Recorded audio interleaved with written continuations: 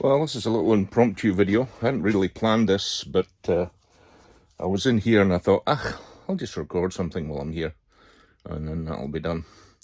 I was actually in here taking a photograph of the drive at the end of the mill. I'd like a power feed. And some of the stuff I've been doing recently, a power feed would have been really bloody handy. But I just had to crank the thing. Cranking comes cheap. I'm not really doing anything better at the time, so that wasn't too bad. Here we have, I'm just gonna, sorry, I had to swap over to the other side of the camera. And here is two of the existing cranks to be taken apart. I had to make this little unit here. This is my plan for to help press out the cranks. The plates that we had at the Hamlet press were too thick, and I needed something that the crank could slot into. So I hope this is going to be strong enough to not bend. I've tried to think of a few other things I could do to it to strengthen it, but we'll give it a go tomorrow and see what comes of it. Or maybe not tomorrow. We'll see how that goes. Depends on weather and whatever else. I seem to have really done a number on my wrist at the moment. The joys of aging. So go back with me, and as I said, the joys of aging. Pieces fall apart on your body, and unfortunately I can't fix them on the mill, so they've just got to heal. So that's what the two cranks look like, and I'll just show you what the dismantle cranks look like. A few folk were asking how I was going to make this all work, and I think this will sort of explain it when you see it. There was me merely talking away without the thing switched on, and anyway, here we go. Here's the cranks, the two ends and the center, the bearings and the spacer from the center. The bearings would look like this with the spacer in the middle.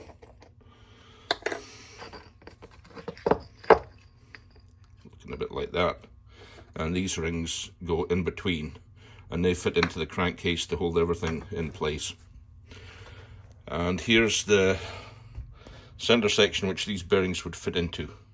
Now, I had a bit of job pulling these off. It was fun, challenging, but we managed it. It's really cool. I'm really happy that I can do most of this stuff in my little shed. And then here's another end that would fit onto here, and then this one will fit the same way, because this piston, oh no, will it? No, this piston will go this way.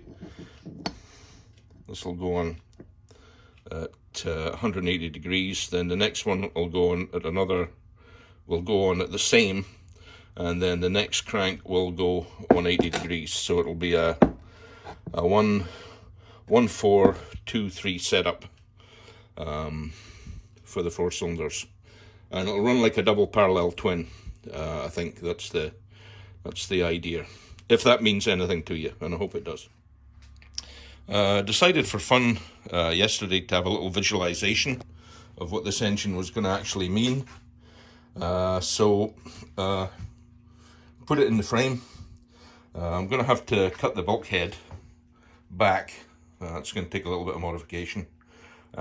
We'll just do that with a skill saw or sawzall or whatever in there, and take out that section so it can come across. I'll then have to do a little reinforcement of that integral piece, because that is part of the frame, and but